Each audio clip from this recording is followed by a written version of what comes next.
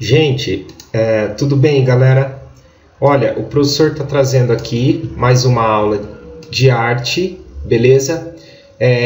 Nesta aula, o professor quer continuar a falar dos artistas brasileiros pós-semana de 22, certo? Então, nós vamos falar aqui dos artistas que não participaram da Semana de Arte Moderna Brasileira, né? A famosa Semana de 22.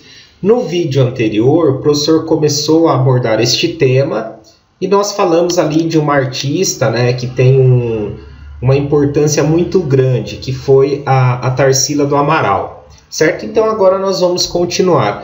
Um outro nome, gente, que é bem importante, né, assim, que nós não podemos esquecer, que nós não podemos deixar de lado, é o Cândido Portinari, tá?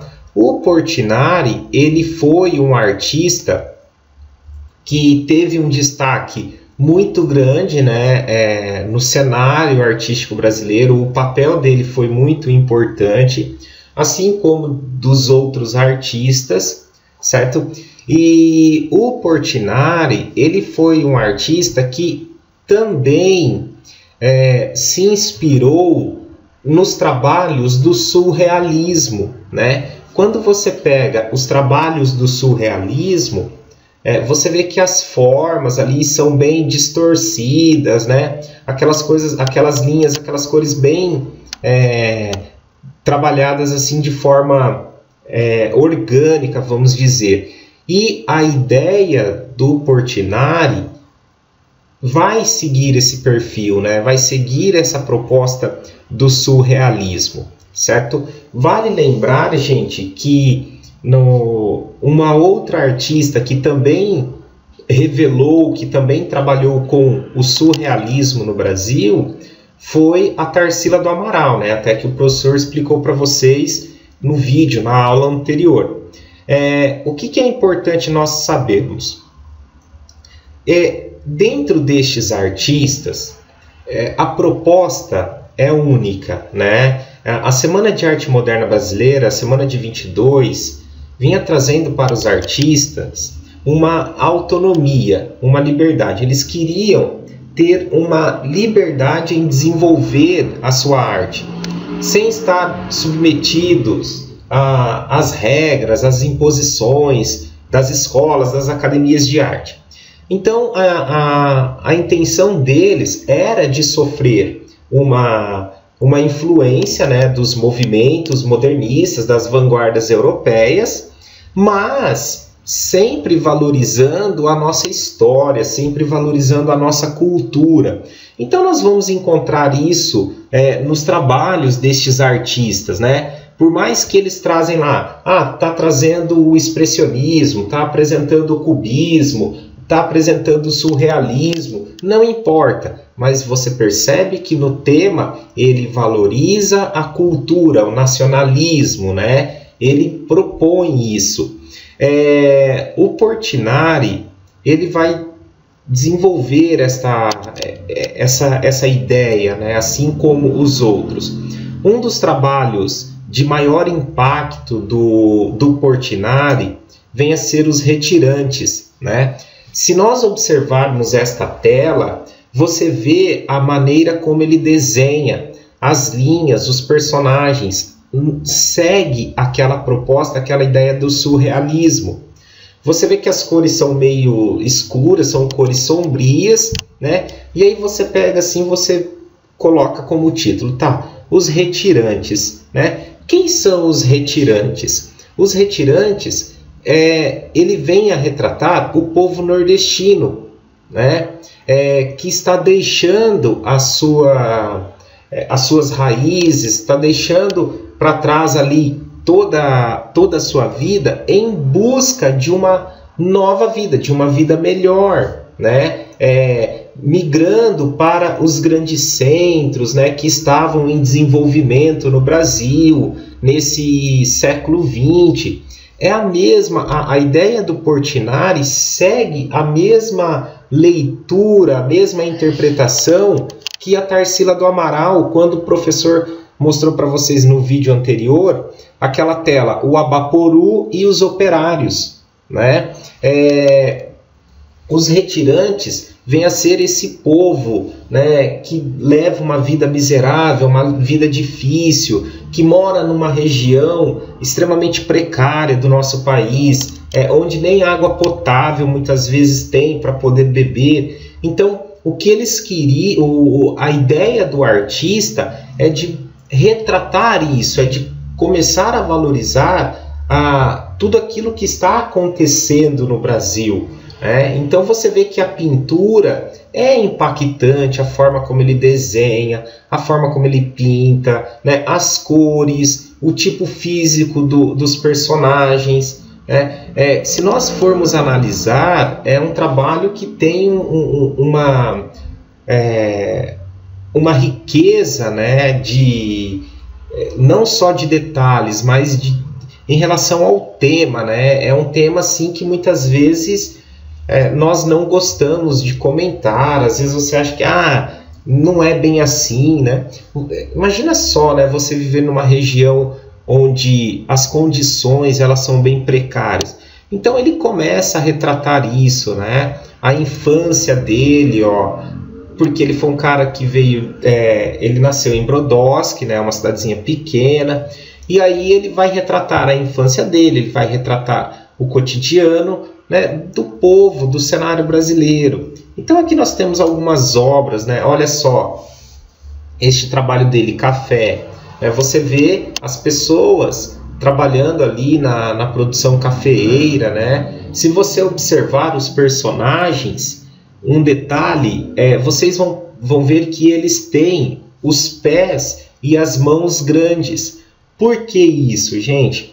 Porque é uma forma de representar o trabalho braçal, né? Então, ele vai retratar o Portinari, assim como os outros artistas, eles vão valorizar a nossa história, né? a nossa cultura, o que é o Brasil, né? Mas sempre ali em busca desta autonomia, né? De poder desenvolver a sua técnica, escolher a sua técnica, escolher o seu estilo. Um outro cara também, o Cícero Dias, né? Esse cara ele ficou conhecido por desenvolver nas suas obras uma frequência muito grande nas cores azul e vermelho, né? Ele retrata muito isso. E ele vai, assim como o Portinari, assim como a Tarsila, retratar o povo nordestino, né? Sempre valorizando a forma de vida dessas pessoas, né? Que tinha, né? Nós sabemos que tem aí que leva uma vida difícil e ao mesmo tempo outras regiões onde você encontra uma alegria, uma felicidade, né? Nesse povo. Então o Cícero Dias ele traz isso. Uma característica dele, vocês vão perceber, é que ele prioriza o uso da cor vermelha, a cor azul, né? Os personagens têm formas, distorcidas, né? Ele não se preocupa com essa questão da proporção. Então, assim, é um trabalho bem livre, né? Depois nós vamos encontrar outros artistas, como é o Bruno Giorgi, né? Esse artista, gente, ele foi uma figura que trabalhou com uma escultura moderna, né? Os trabalhos do Bruno Giorgi vai lembrar ou vai seguir a proposta das esculturas do Victor Brecheret na Semana de Arte Moderna Brasileira, na semana de 22. Né? A escultura do Brecheret, a escultura do Bruno Giorgi, você percebe que as linhas são bem simples, as formas, ele valoriza, né, essa forma simples, essa linha simples, valoriza a figura geométrica, tá? Então ele propõe a lidar com materiais como o bronze ou também o mármore, né? Ele passa a utilizar isso. Veja, por exemplo, algumas imagens. Olha só, Monumento à Juventude, né? Veja como as linhas são bem simples, né? O volume, tudo simples. Agora, veja esse outro trabalho dele aqui, ó. É um abstrato, né? Meteoro. Olha só, observem as linhas, né? As linhas curvas ali, essa sensação de movimento que a escultura transmite para nós, né? A linha curva ali, ó, parece que ele toca, né, com cuidado o espelho da água. Por ela ter partes vazadas ali, você tem essa interação com o local em que esta escultura está inserida. E um trabalho bem famoso do Bruno Giorgi vem a ser esse daqui, ó, Os Candangos, ou então Os Guerreiros, né? Que está em Brasília, né, na Praça dos Três Poderes, enfim. E os candangos, os guerreiros, quem ele está representando? Ele está representando aquele povo que construiu Brasília, né? Ele está representando aquele povo que deixou as suas raízes, né, e foi em busca de uma vida melhor, né? Aquelas pessoas que foram deixando ali as suas famílias e a construção de Brasília vai trazer uma nova vida, uma perspectiva de vida. Então essas pessoas começaram a migrar, né, a construir Brasília. Então os candangos, os guerreiros do Bruno Giorgi vem a ser a representação desse povo, né, que trabalhou ali nessa construção. Então, assim, nós vamos tendo, né, nesse cenário artístico brasileiro, grandes nomes, tá, meninos? E o que acontece? Nós vamos começar a encontrar os núcleos, né, depois da Semana de Arte Moderna. O que foram estes núcleos? Foram os grupos dos artistas que participaram e dos que não participaram da Semana de 22. Os núcleos, os grupos de artistas foram acontecendo depois da Semana de Arte Moderna Brasileira, depois da Semana de 22.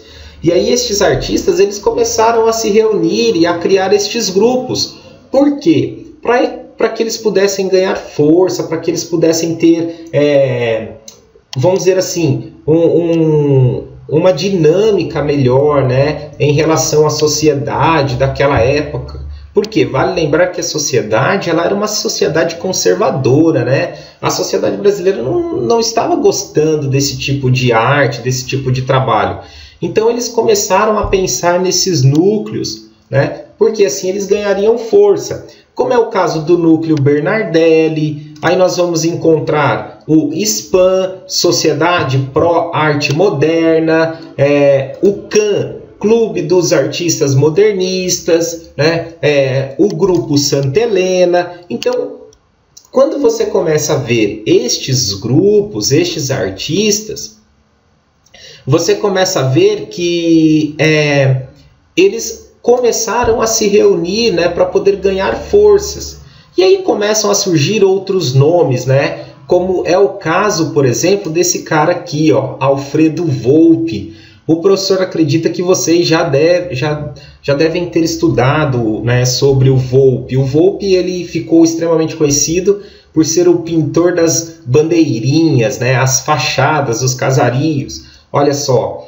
Professor, por que o Volpi ele pintava as bandeirinhas, né, as fachadas?